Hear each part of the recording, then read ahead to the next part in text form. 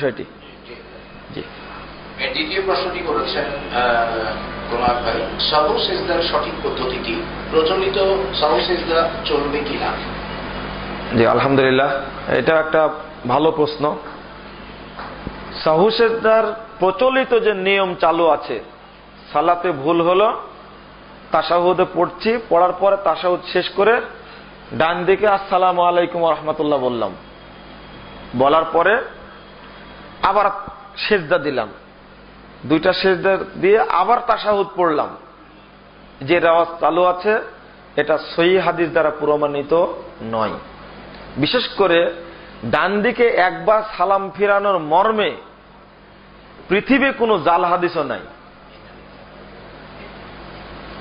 সাহু সেজদা দেওয়ার সময় একবার ডান দিকে সালাম ফিরাতে হবে মর্মে পৃথিবীতে কোনো জাল হাদিসও নাই, সমাজে চালু আছে।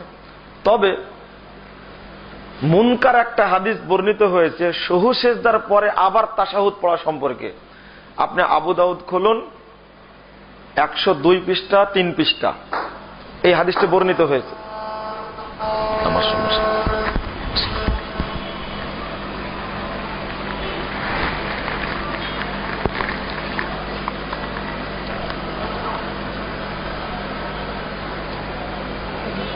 তাশাহুদ সম্পর্কে বলেছিলাম, মানে সাহু সেজদার পরে তাশাহুদ পড়তে হবে না।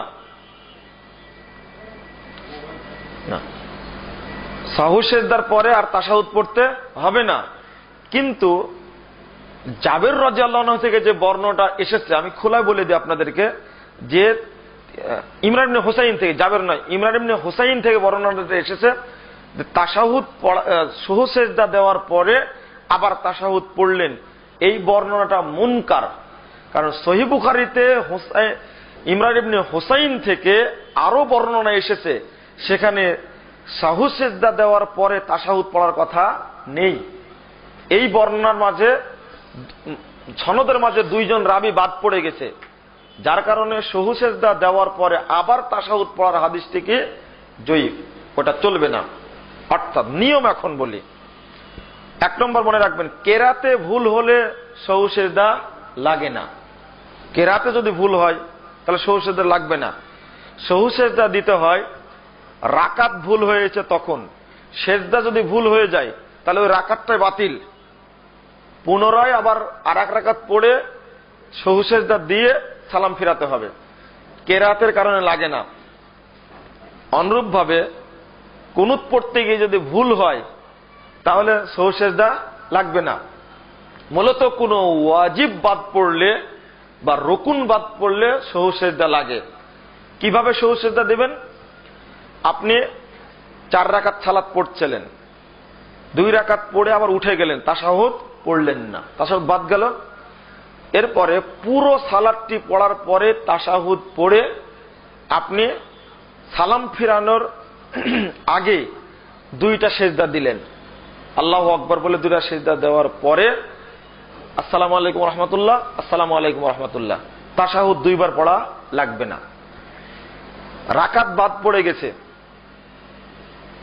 পরে বুঝতে পারলেন 1 রাকাত ছুটে গেছে, ওই রাকাতটি পুরা পড়ার পরে আপনি তাশাহুদ পড়লেন, পড়ার পরে 2টা সেজদা দিলেন, দেওয়ার পরে আপনি সালাম ফিরালেন। এই একটা পদ্ধতি।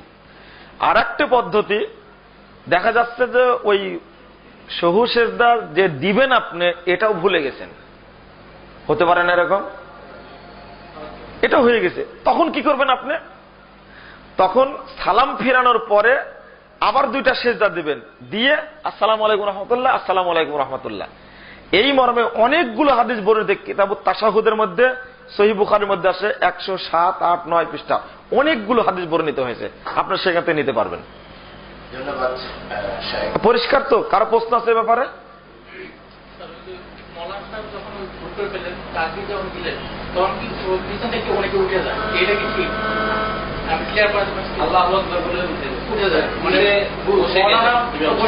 জি, প্রশ্নটা আমি ক্লিয়ার করি। প্রশ্নটা হলো এরকম যে যেখানে তাশাহুদের জন্য বসার দরকার সেখানে না বসে 3য় রাকাতে গিয়ে উনি ভুল করে বসে গেছেন, কিন্তু ওই সময় লোকমা দিয়ে আবার ইমাম সাহেব ওঠেনি, তার আগে উঠে গেছে। জি জি জি, সুন্দর প্রশ্ন। ইমাম যদি ভুলও করেন এবং বসে যদি থাকেন, আমাকে বসেই থাকতে হবে। লুকমা আমি দিলাম, তবে লুকমা দেওয়ার ভাষা কিন্তু আল্লাহু আকবার নয়, সুবহান আল্লাহ বলতে হবে। ওটা আমাদের দেশে প্রচলিত আছে, এই যে বেশি হলে আল্লাহু আকবার আর কম হলে সুবহান আল্লাহ। এটাও জানে না, টোটালি সব কি বলে, আল্লাহু আকবার বলে। আসলে লুকমা দেওয়ার ভাষা এটা নয়, কি বলতে হবে, সুবহান আল্লাহ বলতে হবে। না, দাঁড়ানো যাবে না তো, ইমামের আনুগত্য করতে হবে। প্রয়োজনে সালাত শেষে তো সংশোধন করার পথ আছে তো, তাহলে ইমামের বিরোধিতা করা যাবে না। জি।